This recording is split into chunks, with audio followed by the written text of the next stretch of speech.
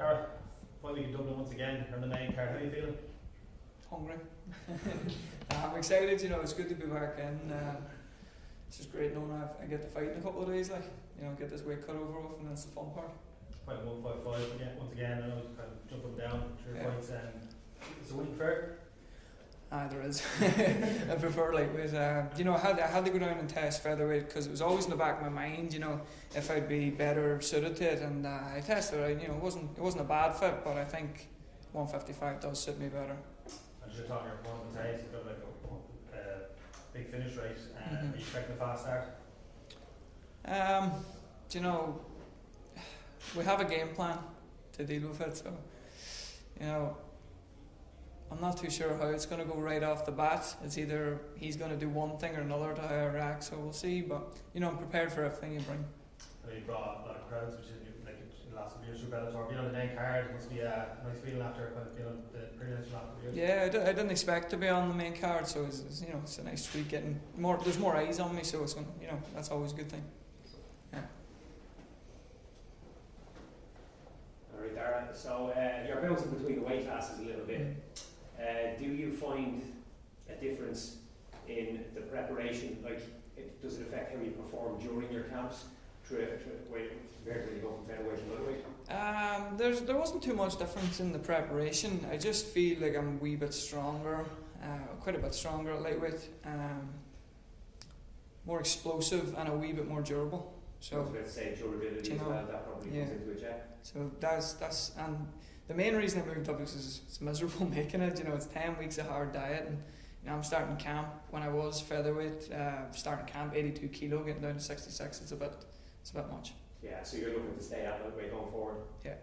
Have you found that over the duration where you've literally bounced from one to the other, up and down, up and down, up and down? I think 5 or 6 fights in a row. You've sort of done that, haven't you? Yeah. Have you found that it's difficult to progress in the same way like someone in a team sport, like a footballer, who's handy in a couple of different positions, can sometimes get tagged as a utility player and never really selfishly progress their own career? Have you find it difficult to make your mark in a given weight class, given that you've been bouncing between the two? Yeah, well, I haven't really thought about it like that, but I suppose that is a good point. I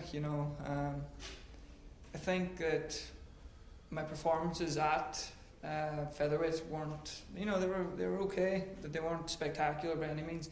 And I think I might have lost a wee bit of hype around that. So I think now once I am back up to 155 at my best, I'm going to remind people again.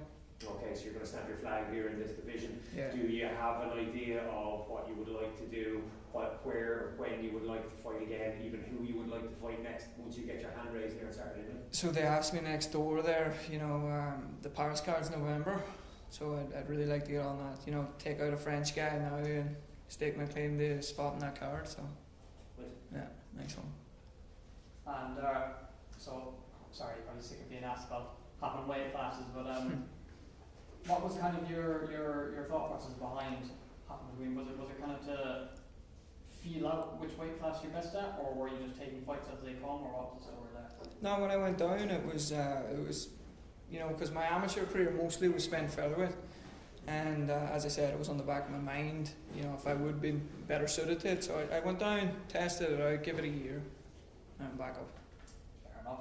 So your opponent's coming to the fight with a very good record and looks like a solid ground game. What do you expect from him coming to this fight? And without revealing too much, where do you think you'll have the upper hand? Well, it's pretty. It is what it is. If you're fighting me, if you look at my first 5 pro fights, you know what I want to do. I'm going to wrestle. It's pretty easy to make a game plan for that. I'm going to shoot double legs. He's probably thinking that he'll defend the takedowns and land big shots, going to try and knock me out, but I've improved my striking a lot, so I'm not worried about exchanging with him on the feet, and I'm always striving for a more well-rounded game, so I think you're finally going to see it now. Okay, and this is your first fight since Bellator were last in Dublin 9 months ago, back in September. After this fight going forward, how frequently are you going to look at fighting? Just as frequently as I can. I mentioned I missed out on the Belfast card. I had to get surgery on my thumb, so that put me out of that. I was about 4 weeks out. I was in great shape. I was ready. It was frustrating. So now it's just about getting activity. As I said about the French card, get on that and I'm sure they'll be back in February or so. Just staying active as I can, you know.